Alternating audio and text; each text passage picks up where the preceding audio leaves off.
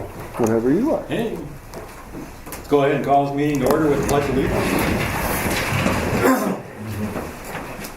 I pledge allegiance to the flag of the United States of America and to the republic for which it stands, one nation, under God, indivisible, with liberty and justice for all.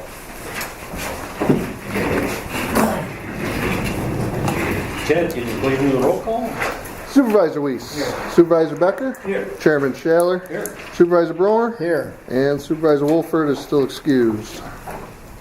First item on the agenda will be citizens' concerns. Anyone here wishes to address the town board? I suggest a motion to go into the public hearing. Second. I have a motion by Lee and second by Mitch.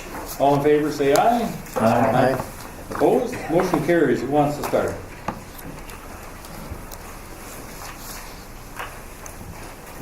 Anybody?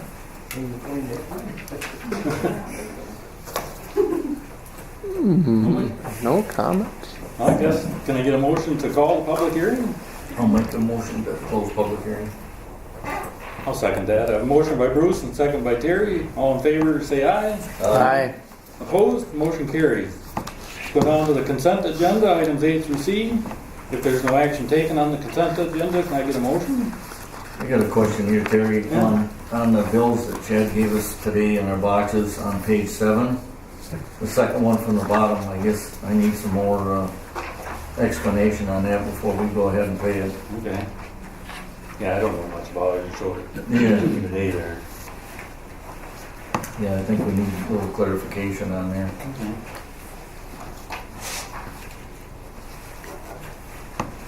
Chad, do you have You don't know much anything about it, do you?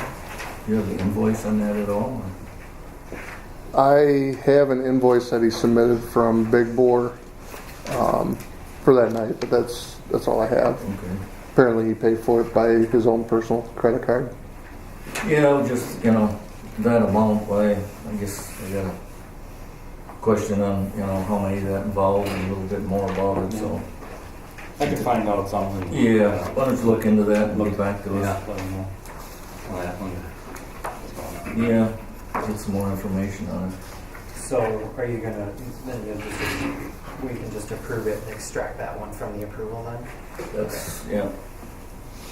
Just have to remember to bring it back if it's going to get paid at next meeting then. Yep, Okay. yep.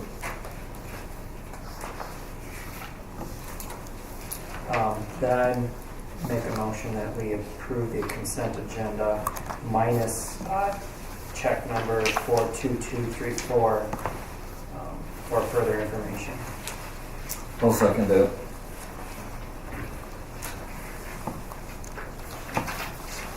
I have a motion by Lee and a second by Bruce. Any further discussion? I call the motion. All in favor say aye. Aye. Opposed? Motion carries. We move down to business 5A. Steve Burke, 212 Bainbridge Street, request a third dog. Chad? This is just a standard agenda item. We had one of the residents come in and request approval to have a third dog at his residence. Mr. Earp is here in the audience at this point, so we'll let you ask questions or do whatever you need to do with Mr. Earp. Reason for the third dog, Steve? Well, I've guided for NASA, which is North American Squirrel Association. We take out elderly and disabled and youth recreate free of charge. And this year I've taken 30 out. I'll have 8 more to take out for the end of March. And I do that. I have two dogs. I have German Wirehair Pointers. And one of them, I've used her all these years. She's 13. And so I was looking for a replacement, and I never even thought about that there was a limit on dogs. The third dog. She's 13. She might last another year or so. And so I need 2 dogs, and so I would choose a replacement pointer. These are pointers. So we take a lot of vets, a lot of guys that have one leg, don't have any legs, that are paralyzed, or where we take them pheasant hunting and grouse hunting. And I do need 2 dogs. That's the reason. They're kind of service dogs. I don't do that much pheasant myself. I do more so to take out these guys and gals in the fall and the winter. So, and I really, it's really hard to alternate them without, it takes a year to train a dog. And we got this one, she's 5 months old. And I came in, my wife seen it online, we were gonna get the license. She says, Steve, you know that you're only supposed to have two dogs? And I go, oh crap. So I came down and talked to Chad and said, well, we'll come here. So I guess I'm asking you to allow me to keep on doing what I'm doing. Okay, that satisfies my question. I don't know. Anybody else? Is this an ongoing, this would be a continual thing, or is this a one-time? Well, it could exception, be I or- plan a little better for it, I can get by with 1 dog. It takes a year to train them. I mean, it's going to be another how many years before maybe it'll happen again. But if you say this is a one-time thing, I totally understand. But if it comes up again, if I can, it's right now it takes two dogs because I hunt so much. I take these guys out and you wear one out and you have to let one rust and just like this, the 26th of March, I've got eight guys and I got 6 guys and 2 gals that I'm taking out that are disabled. That's an all-day thing, and you really wear a dog out fast. So 2 dogs make it work, so that you can keep going. So, but I'm just asking now, what do I do? Euthanize the old dog? That's kind of hard. So it would be nice if it does happen again. I'm 65. Another 10 years, am I going to keep on doing this? I kind of doubt it. This is probably a one-time thing. Maybe if you want to help me and replace me.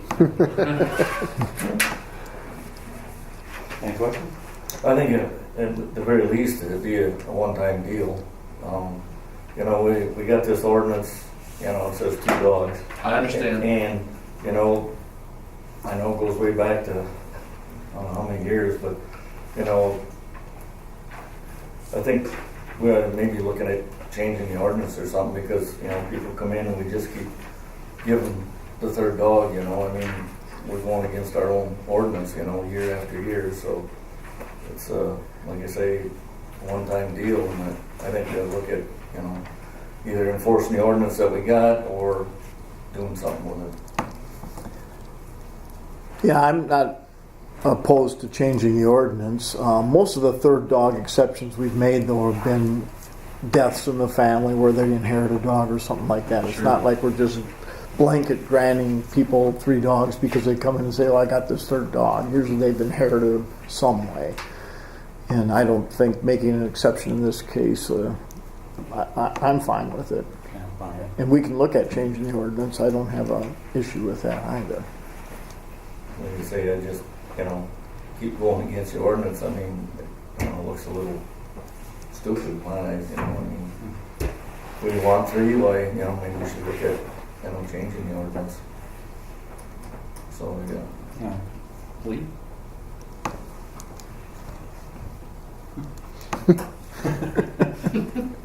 I'm on the same page as that. We said a long time ago, and even past board members have said no more. We're not doing this anymore. And we just keep going and going around our ordinance. It'd be like saying, well, all those no parking signs, you don't have to follow them anymore. I mean, if we have an ordinance, we have an ordinance for a reason. And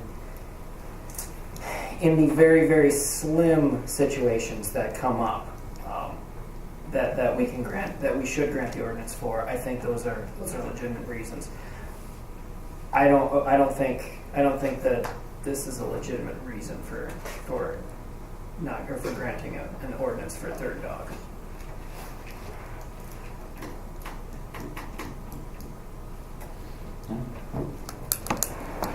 Well, I'm going to make a motion to Okay. approve it. I got a motion by Mitch, And second by, anybody would like to approve? No? I'll second it. Any further discussion?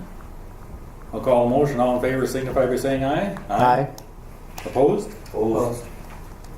Guess it fails then, right?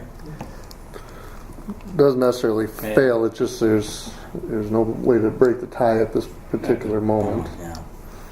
And can we? Unless you want to propose a different motion differently with stipulations or something that would, I mean, that's the only way that you could necessarily move on with this motion at this point.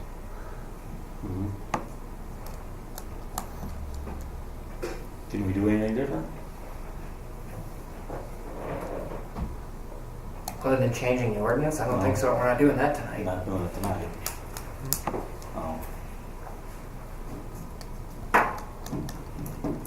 We have to bring it back up again next month? You could bring it back up next month, Steve. At that particular moment, Supervisor Wolford will be back. I don't know which way, what his vote would be. He could abstain for all we know too. Might have the same outcome. But from here, I don't know what else to tell you. Yeah, I totally understand what you're saying, but you have to understand, it's my mistake, and you've already made some exceptions. I'm the chairman of the Board of Adjustment, so I've been through this. I know what you guys are going through. But I'm just asking you to just approve it this one time, for our organization, because we help a lot of people. And what am I supposed to do? Yeah, it's my fault. Do I have to get rid of one of the dogs? What do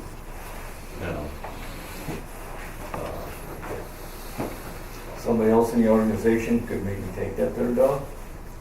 I wouldn't allow it. No?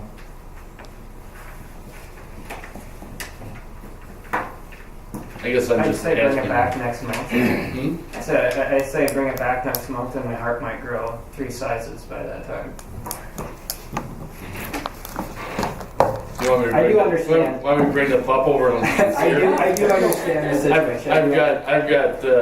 I've got 3 months of training in her already. I do How old is the understand dog right now, Steve? 5 months. 5 months. So it's at that 5-month period. You know where you will bring it over Saturday. Well, that's probably the best option right now at this point is to request that it be brought back next month at the next meeting when Supervisor Wolford will be here Mhm. to Is that for sure? vote on that, as far as I know. Yeah, he's supposed to be back country. I didn't vote no for the organization. I'm voting no because we have an ordinance and we're bound by abiding by that. I totally understand. I completely understand the organization. Yeah, I totally understand what you're saying, but you've already made exceptions. I mean, you've already made exceptions before this. And for pets, and not for dogs that are actually service dogs that are helping vets and disabled people, So I guess that's what I see as a little odd, The only difference there, Steve, though, is most of the exceptions we've made for a third dog have been because of somebody dying in somebody's family and they had a dog and they've taken the dog Sure. in. I mean, those are really the only cases that I recall that we've made exceptions, at least since I've been on the board. Or they move And- across, or another municipality that allows. Yeah, yeah, we've We're not had, going to tell them they can't move here, or yeah. I know it was something that Supervisor Post had brought up. One of her last motions with a third dog a couple of years ago was that was going to be the last one. I know that the previous boards had agreed upon that. This board has made a couple of different exceptions since then, but this has definitely been something that's been a hot topic since I've been here, even as the third dogs, and it stems back to from my experience as early as Pat Post and what they were going to do. So it's a tough one. It really is. I know most municipalities only have a 2-dog limit too, and I see a lot of agendas from other places, and they're constantly doing the same thing, the third dog exceptions. So we're not the only ones. It's a tough one. move on. We're bringing it back next month then? Okay. Okay. And that meeting is It'll be the 14th of March. 14th of March. Yeah. Alrighty, Thanks, Steve. you betcha. Thank you guys. Down to 5B, Russ Cagnelli, Cedar Corporation, discussion regarding the procedure to fill in hole near Quick Trip and create a park at that location. Bruce? Yeah, we were down there last summer with Russ and Dan Nelson. He owns the property down there, and Lee and myself, and I think Chad was with us. And everybody wants to do something with it. It's nothing but a garbage pit. Everybody wants to fill it in, so Russ was the engineer on our street projects and drainage projects this summer, so we talked to him about it. And so we brought him in tonight to explain what the process is going to be about going about possibly filling that in. So Yep, good. Thanks, Yes. Bruce. Yeah, it's a pleasure to be here.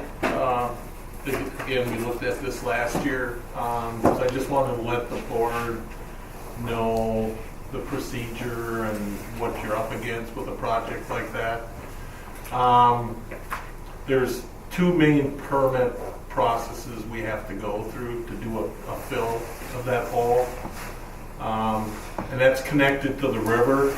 So it gets a little bit complicated because it brings the U.S. Army Corps of Engineers into the permit process. We have to do what's called a dual Wisconsin DNR Chapter 30 permit process through both the Wisconsin DNR and the U.S. Army Corps. So to complete that permit process, the first thing we need to do is probably, depending on how quick spring comes this year, is that we'd have to have that area that's intended to be filled, for parkland. We'd have to have what's called a wetland delineation done and a report document that goes with that to determine if there are any wetlands within that fill area. That would be the first part of the document. And then we do our typical engineering design drawings where we'd have to go out and get the field topography and create a map and what you're proposing to do with that with parklands and the amount of fill and so forth. And I know Lee gave me some good drawings that have been previously done, so that'll be helpful in terms of coming up with a design drawing. So that wetland delineation report or design drawings, filling out the permit application would then be submitted concurrently to the DNR and the Army Corps for their review. If with that wetlands, depending on the type of wetlands that are there, it would switch over from a Chapter 30 permit to also include what they call a wetland fill permit. So then through that permit process with both the DNR and the Army Corps, they will determine based on that wetland report the type of wetland plants, how many acres of wetlands are in there that you would be potentially filling if there are wetlands there, and then they would determine whether that meets their, what they call their practical alternative analysis. On this one, I don't foresee the practical alternative analysis to be much of an issue because you're proposing as a municipal project for parklands, what we put on the map in terms of parklands, that'll help strengthen the permit application. Where the practical alternative analysis really comes into play is when it's a developer doing a wetland fill for a building project, and then they say, well, isn't there other land nearby that you could avoid filling this wetland? Could you go to other properties or so forth? That's what they look for. So in terms of what you're proposing to do, it's a little bit different. But the key issue that'll come up, if there are wetlands there and we are filling in as part of that permit process and we approve the permit to fill the wetlands, will more than likely be pulled into what they call mitigation. So if it's an acre or a half acre of wetlands, usually the mitigation is a 2-to-1 ratio, 2 to 3 to 1 ratio.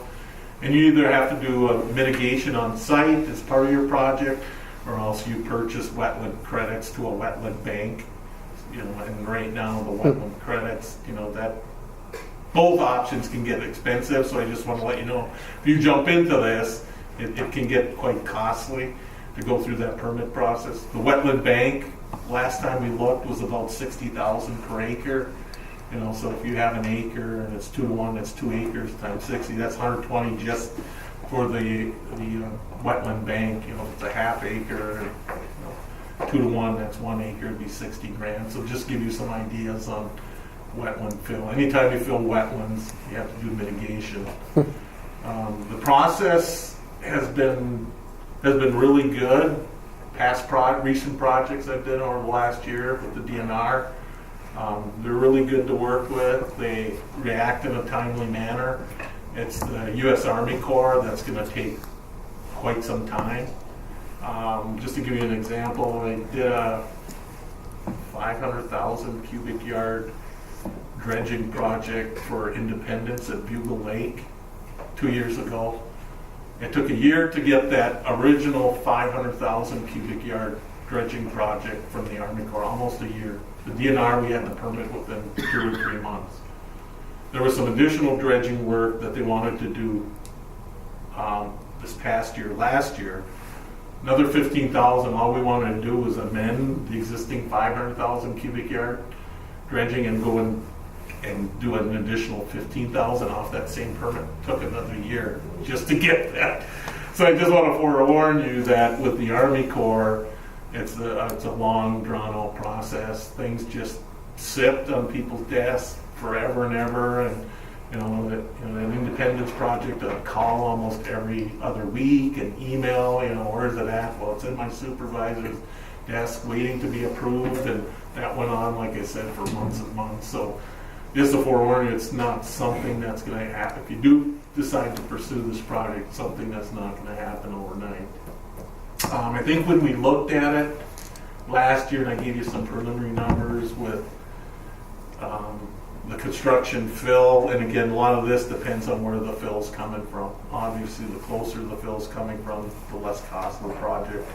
So it's kind of a moving target. I think it was right around 200,000 with construction, engineering, and contingency, and then so forth. And like I said, that number could come down a little bit if there's a project going on where you can get the fill from, or if they have to go further away, that number could go up. So that's what you're up against, in terms of that project and the process you have to go through. We missed out on the fill out here. Yeah, that's what we were talking about tonight with the highway project. That would have been perfect. Probably got that to next to nothing. But we didn't have Good place spaces for it. to get rid of it, right? Exactly. But yeah, hopefully there's something else going on, or someone else has film. In terms of what you're doing, you're not intending to build on it. If it's parkland, it could be topsoil or unsuitable material from some building site somewhere. They don't have any restrictions on what type of fill? No, they don't. Like I said, the biggest one is the wetlands. So, the biggest benefit would be that there's minimal wetlands, around the edge. That acreage of wetland is minimal, but we won't know that till we actually do the wetland delineation work.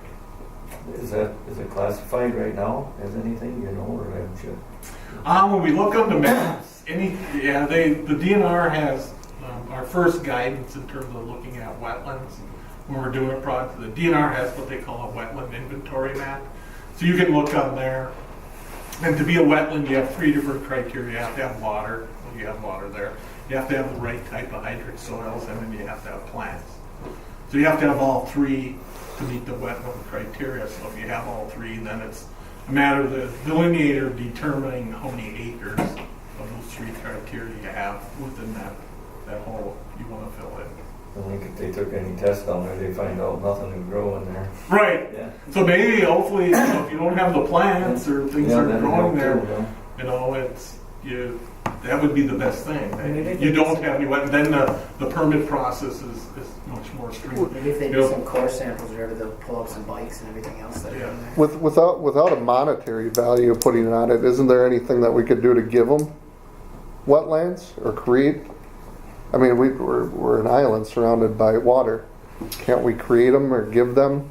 Yeah, that's what the mitigation is. But instead of paying for it at $60,000 an acre. Yeah, that's if you don't have anything in the area that you can go to, or that you could create, mitigation.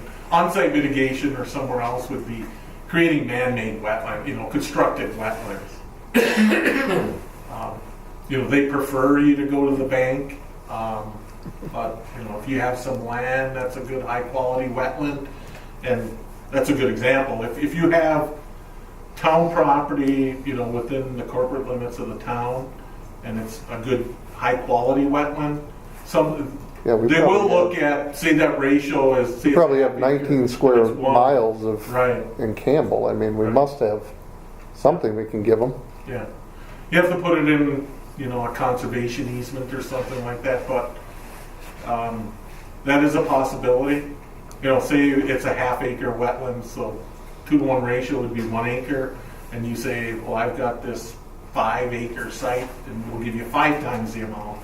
That's definitely something that can be put on the table, yes. Good point. That would probably help persuade them a little more too. Yeah, You know. exactly, yep.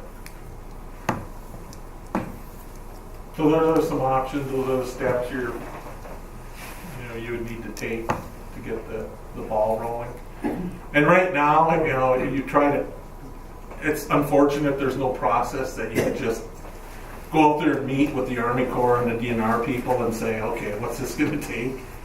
Unfortunately, they want you to go through the wetland delineation and prove to it you have wetlands or not, or how many acres you have, and what's your project. You gotta spend the money on, those drawings and engineering. They can't just tell you, yeah, no, we can permit this, yes, and it'll be this amount of time frame. Unfortunately, the process doesn't work that way.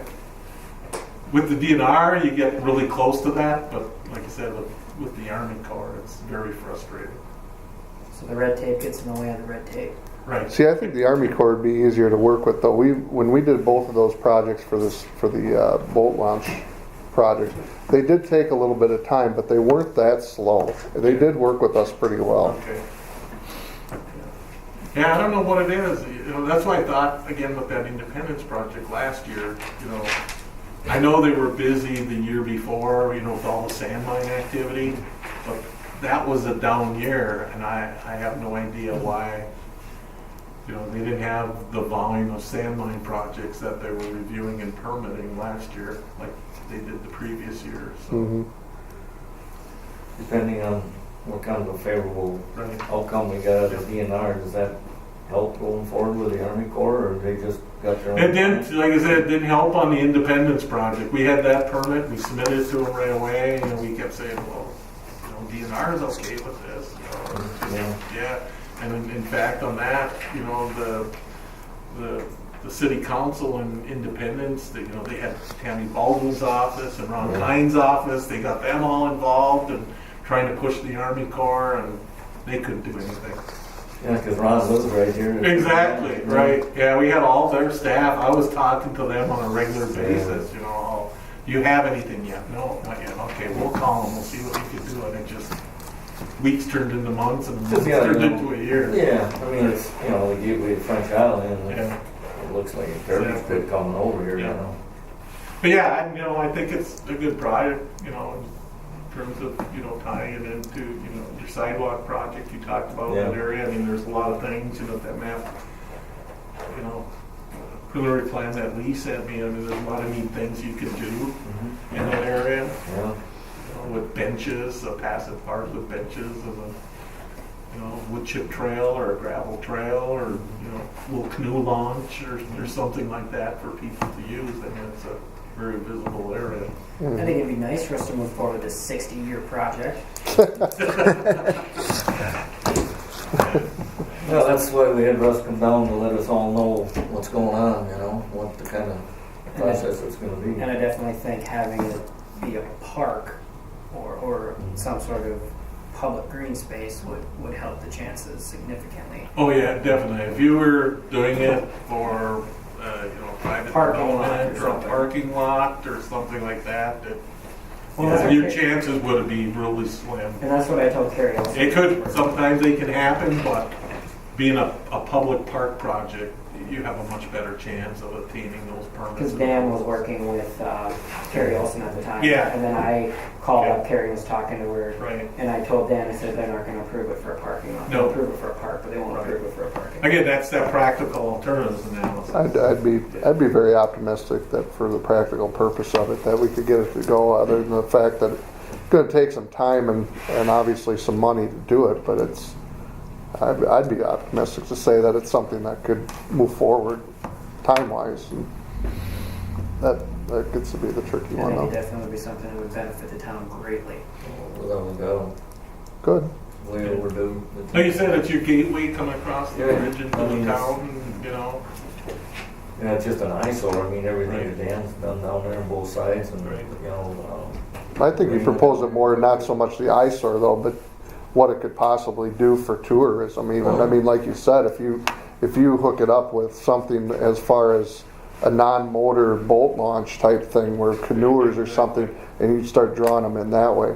Right. Not only are you getting the tourism, but, Yeah. you know, I mean, we all know it's an eyesore, but I don't think we need, I mean, that's not the focus. Yeah, the state's not going to say, "Oh yeah, sure," because it's not pretty. And our constituents, we gotta think, are they gonna approve us spending that kind of money just to fix an eyesore? But if we actually have a goal or Yeah. something for it, Plan for a it. plan for it. Yeah, not just go for the fill permit and you're just gonna seed it, right? Yeah, Tying it into a park plan. yeah. And you may be able to get somebody like a big corporation like Quick Trip to maybe help out financially, because with the park there, now they have a space for if people are buying their food for lunch, now they have a place to go eat it. You know, or Dan next door, I mean, there's, you know, I bet you Quick Trip might donate a little I would bit. think they'd be interested, You know? next door, Well, it doesn't hurt to ask, but It doesn't hurt to ask, you know, so. Yeah, there's a lot of businesses, foundations and so forth that you definitely, right, could assist. You know, their and costs. right behind that, you got the new bait shop with, you know, his non-motorized things, you know, and it could benefit him a little bit. It all ties right together there. Right. Yeah, you have a rental, canoe, kayak rental. Yeah, he has the canoe in that rental. area, and you have the landing for it. Yeah. Yep. Mitch, you got anything? No, I'm good. No, that's what we asked him An for. I understanding think of it answered all my questions. All right, let's move down on the 5C for the application for payment, number one, in the amount of $560,644.28 to Gerke Excavating for 2016 Streets and Roads project. Yes, we have a copy of that. I must say, in my 34 years in business, this is the first time that I've received the first pay request after the project's completed. I mean, typically, we receive those on a monthly basis, so I have no idea why the contractor didn't need their money sooner, but Maybe all their It's a first for me. maybe all their employees were fine. Right, They didn't need to get exactly. paid. They're busy. Yeah, so I just did a few drafts of these a few weeks ago. Again, since this is the first pay request, and I want to remind you, the way it was set up with all the 7 or 8 different street projects, it's set up as a unit price contract. So it's all, you know, if you go through the other pages of the payment, there's quantity, unit price, total. So since they were completed, some of the items and some of the additional change order items that were added later in the year, there's still some work to be completed on some of those change orders. And then we still have to confirm some of their items, especially, I think it's change order number 7 or 8, the additional gravel. Yeah. I'm waiting for information from Gerke in terms of their load tickets.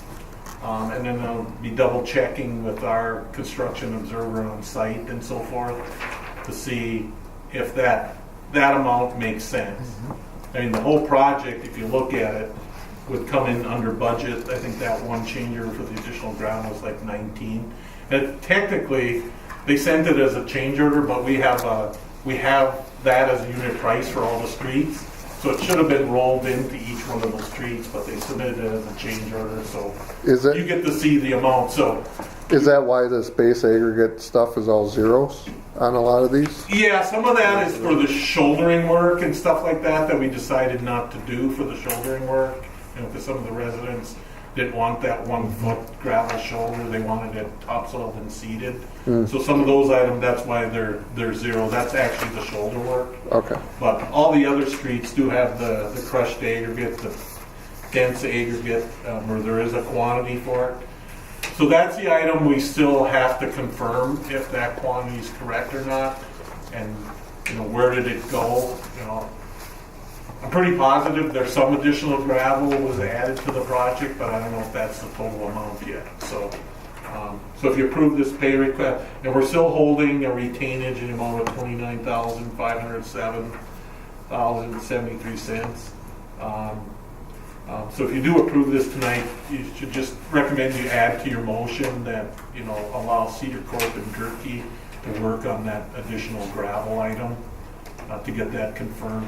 We may have to go out and survey the center line of the road and compare it to the original road to see if it is up a little bit higher. I know in some areas, you know, with the roads being real flat, we did raise it in some areas and so forth, and that could be some of the gravel. So with the lineal feet of road that you did, and you know, if you're adding an inch or inch and a half, it doesn't take long to eat up that amount of quantity, but I just need to confirm it and with some additional backup work. So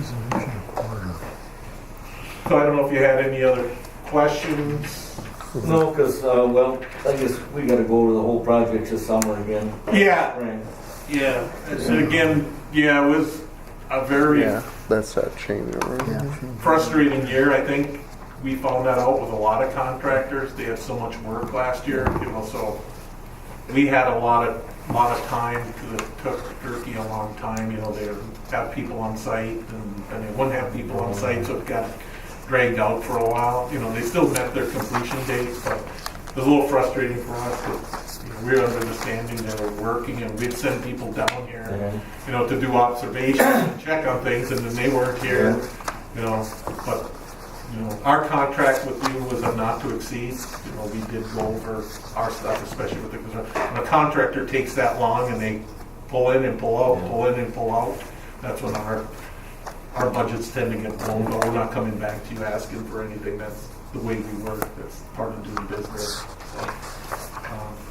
So, but they did get things done, but like Bruce said, a few of the items were late in the season.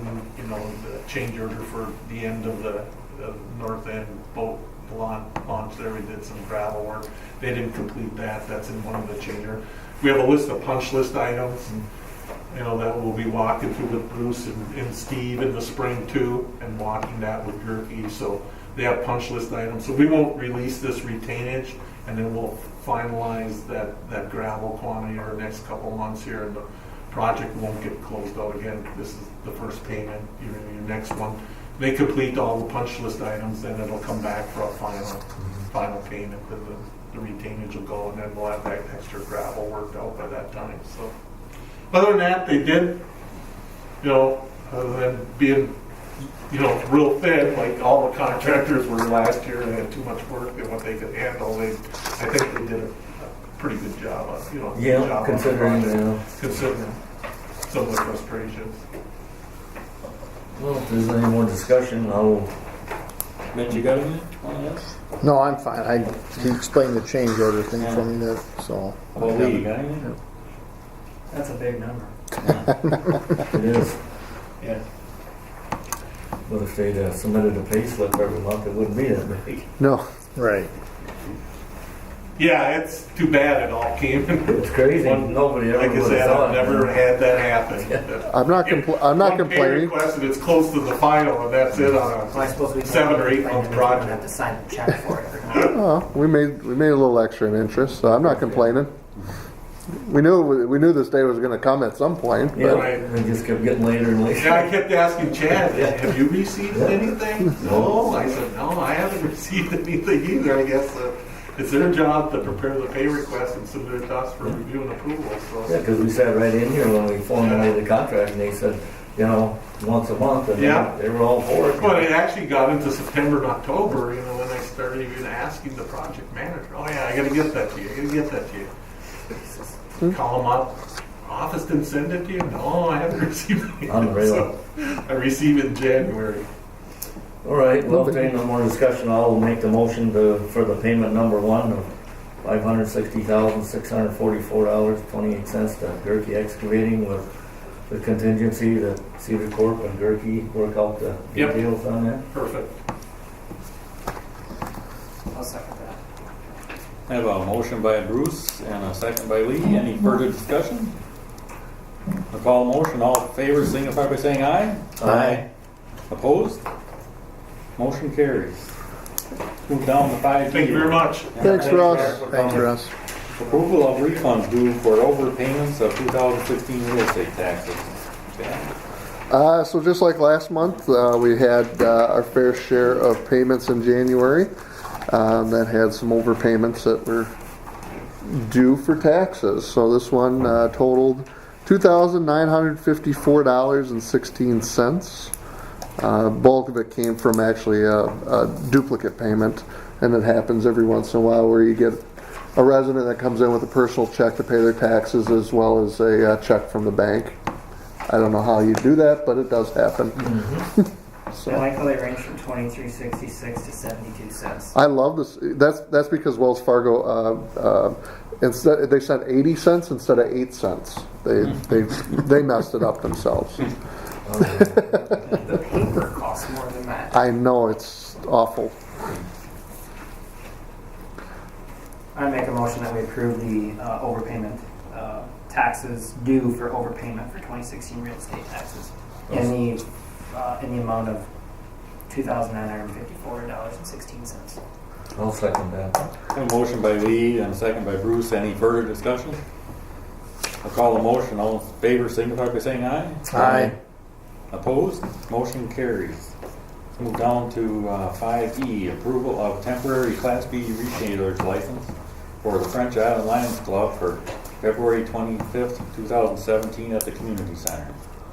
Again, the start of their season for their Fish boils. fish boils. So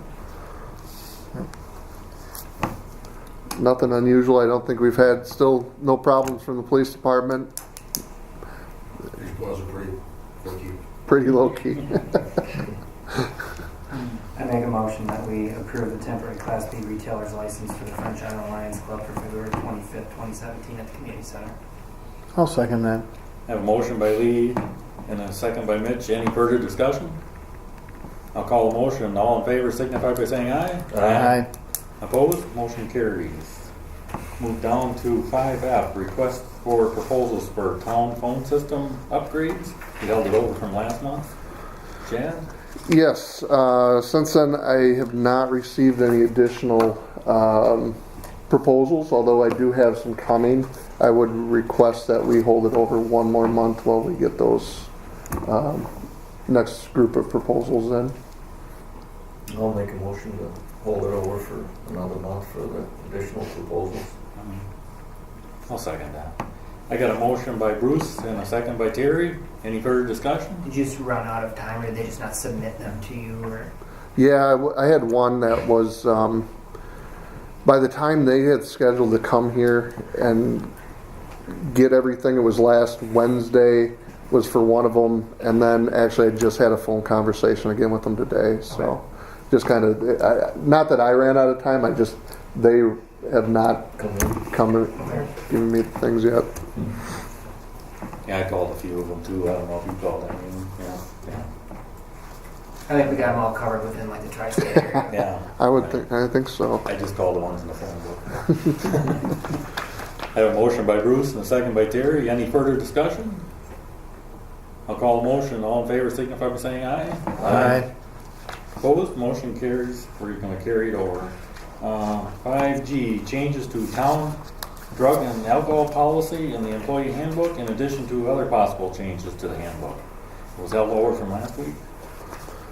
Kind of the same thing. We've been looking at it for quite some time. I don't know if anybody's had an opportunity to look at any possible changes in it. I know we've had some discussions since the first time that this was brought about the time frames and things like that. But there hasn't been any changes since the first time it was submitted at this point. So So what would your recommendation be then? My recommendation would be to approve it based on the wording that Ellen put in here, but I know that you had some concerns over the 8 hours. Looking at it a little bit more thoroughly, I think the 8 hours was not necessarily that they had 8 hours to do it. It says that, actually, it basically says that once the suspicion is made that they're supposed to be taken immediately down for the test. Anywhere from 2 to 8 hours, anywhere in between there, the actual supervisor would have to explain in writing why it took so long to take them down. I think that's where the 8 hours came from. There must, I mean, to document a valid reason why it wasn't done immediately. Well, and part of that was also that that it was up to the supervisor to get that employee to the testing location. I know it does state that it's up to the supervisor to get them there, but I think it should also have something stated in there that the police department could also do the same as well. If they come into work and suspect that somebody is, it shouldn't be up to just the supervisor. I mean, we trust them with our lives for the most part, so we should be able to try to trust them with this one as well.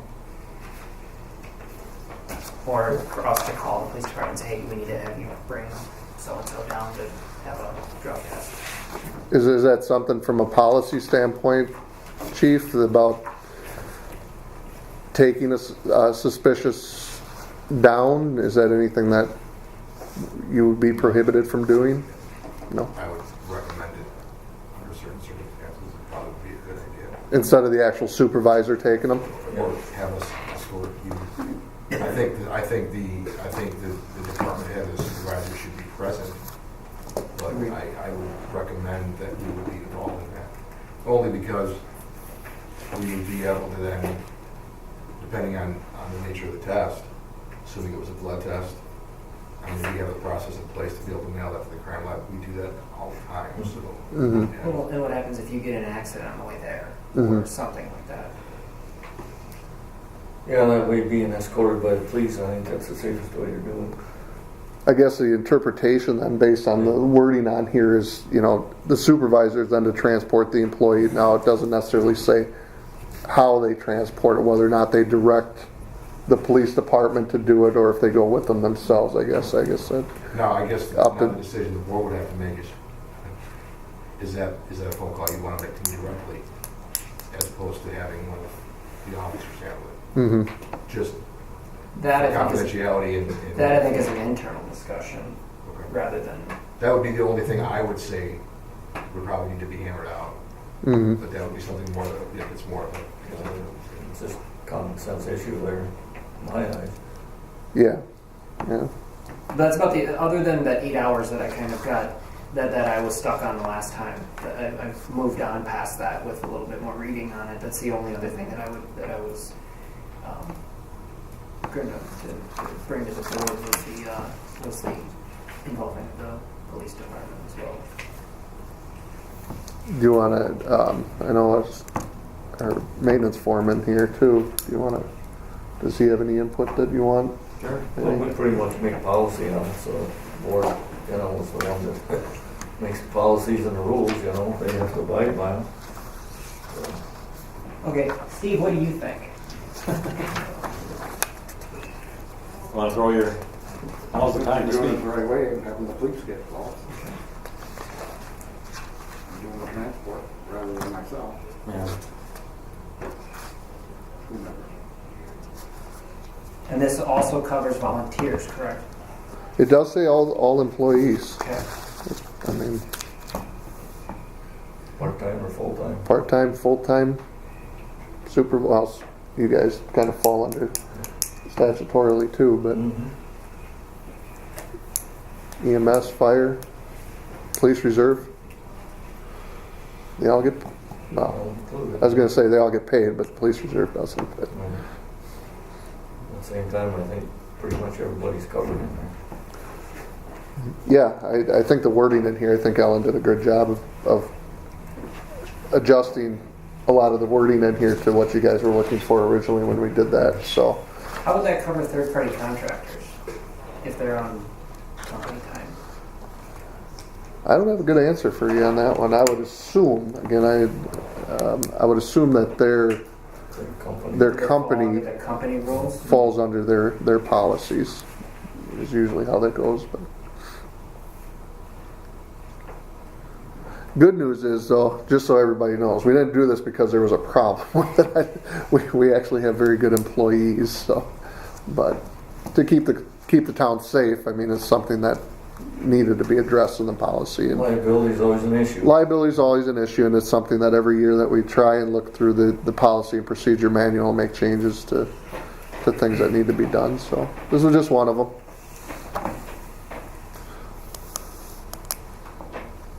Well, I don't have any major issues with it. I mean, I'll make a motion that we approve it as it's written here.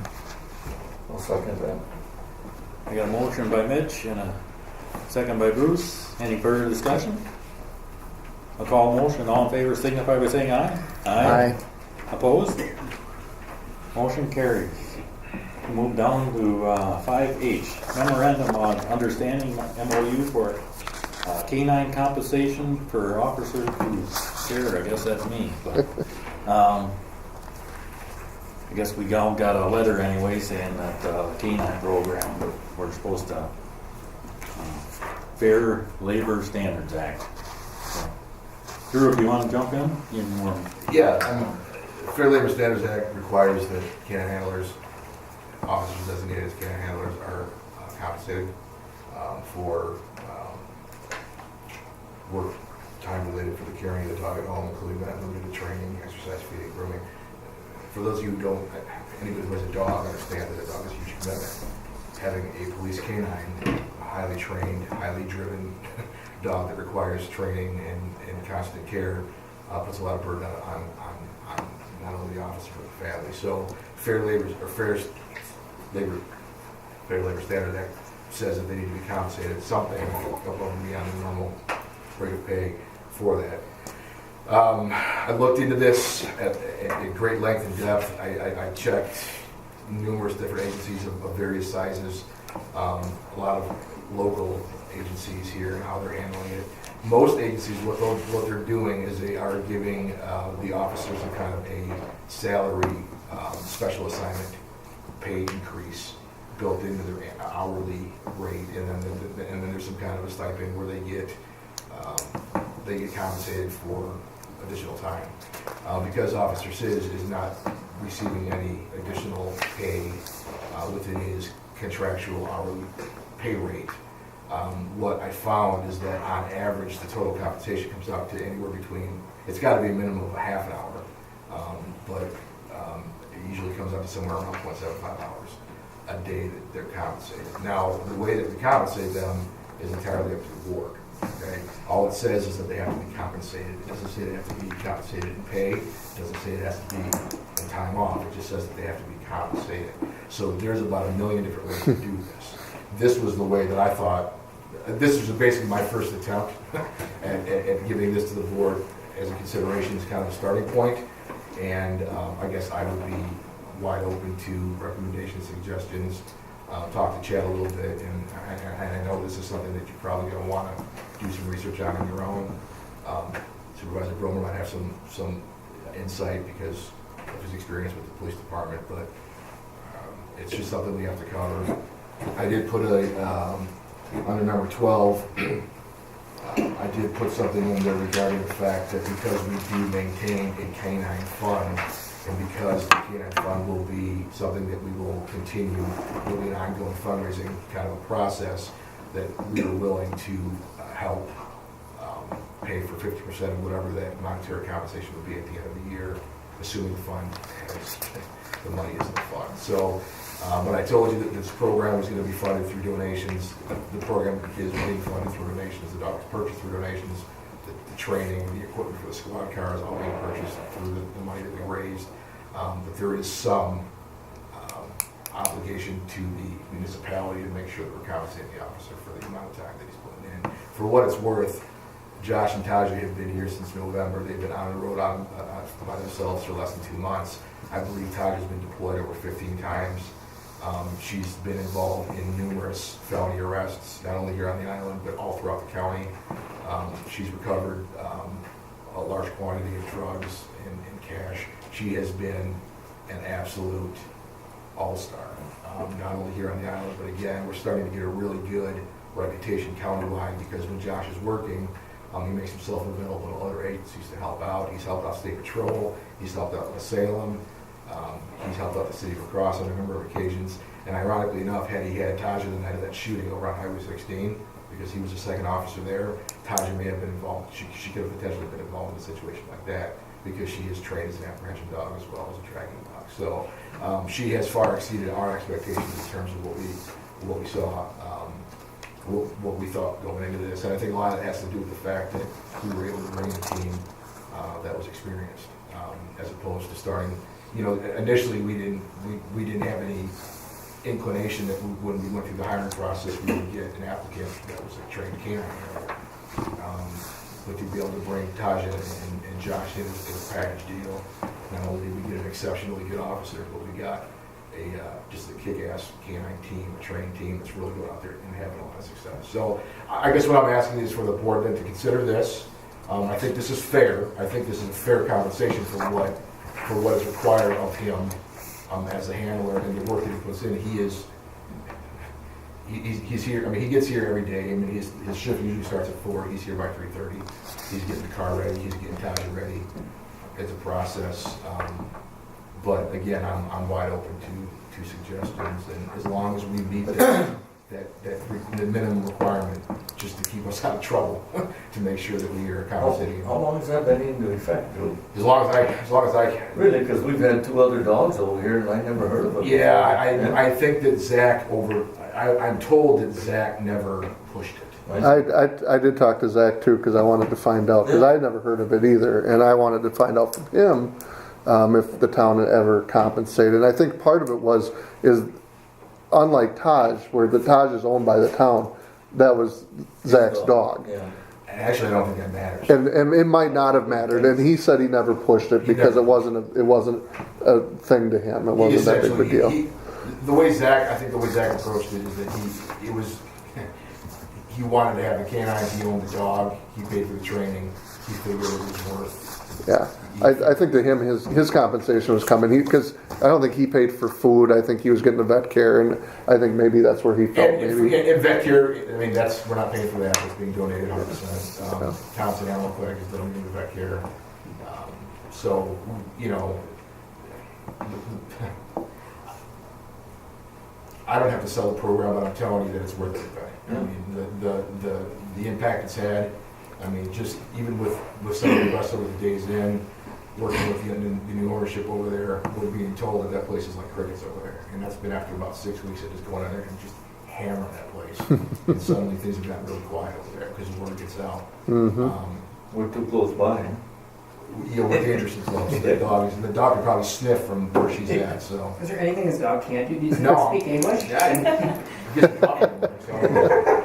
She really is involved. I've seen a lot of canines work, and they're a great team. So that was a really good one for us. So I'm just trying to get this squared away so we can get him going and get it worked out. I did send this originally to Brent Smith, and he did have Ellen look into it. His only biggest concern with this whole thing was we don't necessarily have a canine policy, so I did. Actually, we do. Oh, the department does. The town does not? No. Okay, I'm sorry. So he wanted to make sure that we incorporate some wording in there about liability if by chance a dog bites somebody or gets hostile or whatever like that. I showed him Mount Alaska's policy. It's 11 pages. They thought it was a little excessive, but they did want to incorporate some of that into this. Now, if you have a policy already, I guess I've never seen it, so I don't. I can, Mitch, I think that was, you got the policy, or no, I guess that would have been around when Zach was around. They must have a policy itself. Okay. Yeah, I think that policy's been enforced for quite a while. And I made some amendments to the policy. Okay. When Josh started, I got his policy from Adams County. I got the city of La Crosse's policy, and we kind of looked at everything and we tweaked it and we've updated it. So it's basically in line with the International Association of Chiefs of Police Standards. best practice standards policy. So Okay. it's a solid policy. I'll email it to you tomorrow. Yeah, well, if that's the case, then we wouldn't have to incorporate that if there's already some wording in there about if the dog Yeah, the compensation thing, I know I talked to you, you still doing research on that? I'm trying to get as many, Okay. I'm still waiting on quite a few to give me some insight. I've really only received information from Adams County, what he was getting compensated so far. Jed, if you'd like, I'm part of the Wisconsin Chiefs Association page. I can go on there on a message board and I can ask for agencies to send compensation policies, and with a click of a button, I probably get 10, 12, 15 policies just like that. So if you want me to, I can do it tomorrow. And Sure. I can just send them right to you. I mean, I called 5 different departments. I got 5 different answers. There's not one that's, You're not gonna find two the same. No. Everybody's trying to Everyone's figure out the best Yeah, option. maybe it's something, we can hold over till next month and then, do both of them at one time, the compensation thing and the K-9 policy. And I've talked to Josh, and Josh is aware of the fact that this is a process, and Okay. he's fine. yeah, that's good. 'Cause, we don't want to make them think that No, there's, no, Josh. This I is told kind of him, all I said, new to us, Yeah, I said it's a process, and he gets it, so he's fine. So this isn't something that we would be back paying retroactively then? yeah, there'd be some, there'd be some back pay retroactive to it once we figure it out, but And Josh also, I mean, being that he's a new officer and doesn't have vacation time, I'm sure would be willing to consider Comp time? some comp time as part of the package. Because right now he's not entitled to vacation time up until November, so I'm sure he'd be willing to look at that. He's pretty easy going. He's happy, and he's not a can handler for the compensation, but Well, yeah, I think if we hold it over, we should be ready to go next month, yeah, I didn't intend for a decision. Take a look at things and, make up our mind and ready to go. Mitch, you got anything else? No, I'm good with it. I'm good. Bruce? We can hold it over. Lee, anything? I'm good with No. holding over. Holding it over? Can I get a motion then to hold it over? actually, real quick, the other one thing that I did have to check, I know somebody did mention, as far as the compensation being paid, we have to look into that because there was some concern that I heard from somebody whether or not we can use those types of funds to compensate for Oh. wages. That I don't know. We do have to double check into that. And I guess it's just maybe a matter of just fact, just so everyone's kind of understanding where I'm coming from. Yeah. We have not, we have a built-in position for a sergeant that I haven't filled and haven't been touching filling anytime probably yet this year.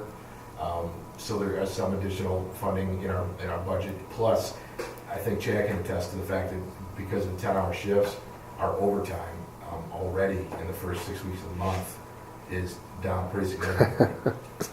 So there's going to be I'm some extremely savings. happy. The idea to go to 10-hour shifts, not only to increase coverage, but to reduce overtime, that is having the desired effect and then some. So I think budget-wise, I'm going to have some money in my overtime budget that I think the savings from the better schedule would be available to help maybe compensate some of this.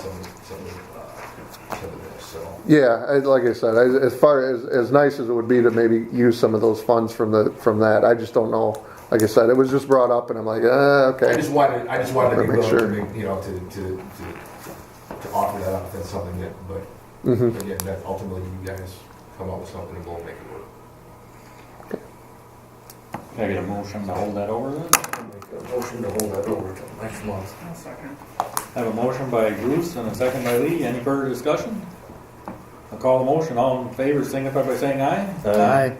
Opposed? Motion carries. Let's move down to 5I, approval of joint powers agreement for county 911 emergency systems. I got this in the mail and for this agreement, we did it last year. Chad says I could probably just sign it, but I thought I'd bring it across the board anyway. Just something we do every year. Yeah, I think one of the things, it is a requirement from the state, so it's not necessarily something that we have to bring back every year or whatever to the board, but There's no wording changes either, so it's identical to the previous year. yeah. Okay. So, I mean, it's good to bring it up every once in a while so people, they start getting, aware, but Is that just an agreement with Cross County that they're dispatching our 911. Yeah. The joint powers agreement, yeah. I'll make a motion that we approve that. Second. I have a motion by Mitch and a second by Lee. Any further discussion? I'll call the motion. All in favor signify by saying aye. Aye. Opposed? Motion carries. We'll move down to 5J, placement of stop signs at intersections of Caroline and Tellon Court. Bruce, you want to take that? Yeah, I've had, I don't know, a couple, 3, 4 requests from gentlemen that lives down there, and I spoke to the chief about it, made him aware of it, and the gentleman claims that there's traffic coming through the intersection fast. They got little kids down there, and like I say, he's called me 2, 3, 4 times about it, so I don't have a problem putting it there. It's going to slow down traffic and save an accident or a child getting hit, and I don't think it's going to hurt anything down there, so we brought it to the board so everybody knows about it. And I don't know, you don't see any problems with it down there, do you? No. Okay. So, with that being said, I don't know if anybody else got any input. Mitch, you got anything on that? I assume the fast traffic's on Caroline Street? Yep. Not Tellon? Yep. Okay. That's from them making the right off of La Crescent there and then just going straight down to Bainbridge, is that? Well, coming north on Caroline and, either going right or left on Tellon Court, because that goes through east and west there. Mm. He claims that it's been bad for over a year. I do know this, I mean, people turn off Bainbridge and Tellon Court, and they go like hell to like Crescent Street. I mean, I can see traffic on Tellon Court, even though it's only 2 blocks. Mhm. People have it. There's a Mhm. stop sign there already, right? At La Crescent. Yeah. Oh, you're asking. It's an uncontrolled intersection in Caroline, Okay. and I hate uncontrolled intersections. Got anything, Lee? So you're proposing the 4-way stop. Well, Stop sign in Caroline, I mean, just so they have to stop before they get to yeah. That'd make the street a thoroughfare too then. Because you got stop signs on Crescent Street already, right? You have a stop sign on the Crescent Street. Right, Yeah. So then, Tellon would be a through street without a stop, and so. Correct. Which would be a bad idea. Oh. So what does that change? Well, it doesn't necessarily change anything, it just makes that a through street, so it's now a controlled street, traffic coming onto it has to stop before they enter. Okay. And not like an uncontrolled intersection where you wouldn't have to. Anything else? I'm getting close to my 10,000 words tonight, so. Can I get a motion then? I'll make a motion to put the stop sign up there on Caroline and Tellon Court. I believe it'd be the northeast corner. I'll second that. I have a motion by Bruce and a second by Lee. Any further discussion? Call the motion. All in favor signify by saying aye. Aye. Opposed? Motion carries. Can I get a motion to close business for? We need one? Or we just, Motion to go into closed session. can I get a motion to go into closed session? So move.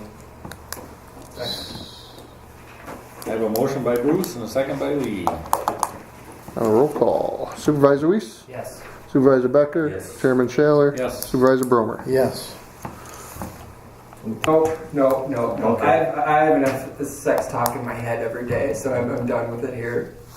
All right, can I get a motion to go back in open session? So move. Second. I have a motion by Bruce and a second by Lee. Just call the motion.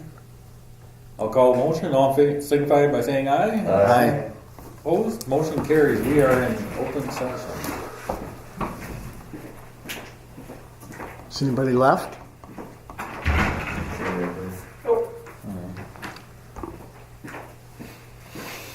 Move down to 8A, possible action on items discussed in closed session. So, items we talked about anyway, maybe we can make a compromise and get this passed. Yeah, I'll make a motion that that we move Joe's pay up from the April 1st, 2017 to February 1st, 2017 and give him $1 an hour pay increase. Seconded. I I have a motion by Mitch and a second by Bruce. Any further discussion? I'll Do- call- no, go Now, ahead. did I clarify that well enough to say that we're moving his April one up? Yeah, Okay. Okay. be again the first bump from April Yeah. 1st back to To February. February 1st. Okay, Okay. all right. Retroactive. Any further discussion? I'll call the motion. All in favor, signify by saying aye. Aye. Opposed? Opposed. Motion carries. 3-1. Can I get a motion to go to public comment? I would just skip that. Yeah, all right, but, okay. I guess then, that concludes our business. Can we get a motion to adjourn? So moved. Second. I have a motion by Bruce and a second by Lee. Any further discussion? Call motion. All in favor, signify by saying aye. Aye. Opposed? Motion carries.